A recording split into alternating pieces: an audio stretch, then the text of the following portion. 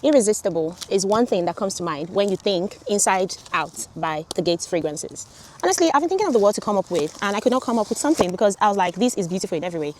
The thing I love about this packaging so far from the Gates Paris, some of their fragrances have this kind of window to the fragrance art thing where you can open the sides and you have that. You peel the fragrance out and it's beautiful.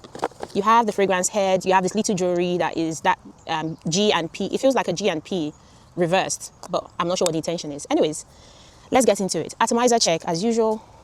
From this is, I think I love when a fragrance is refreshing and at the same time has that beauty allure to it. Let's talk about the notes.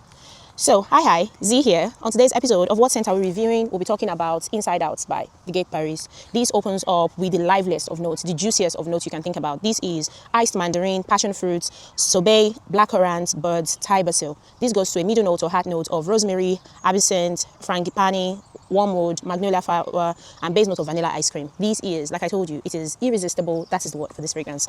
Now, bear in mind, when you spray this fragrance on skin at first, the first burst, because I've tried it on, you can literally get that sweet yet green burst. I don't know about you, but from the first spray, I can literally get the green notes in this. I can get the rosemary. This also gives that kind of like, I think the wormwood gives it the earthy balance it needs. It gives it that dark, that kind of dark woody note.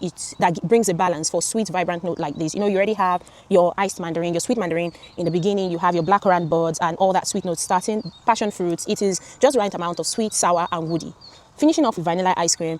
It's not overly sweet. That's the interesting thing. This is just even though it says vanilla ice cream, I feel like this finishes up more woody, like green earthy that gives it a kind of like woody allure, and with the spices, when I say spices, I mean basil, the absinthe as well, gives it that kind of depth to it. It is beautiful from start to finish. It is refreshing.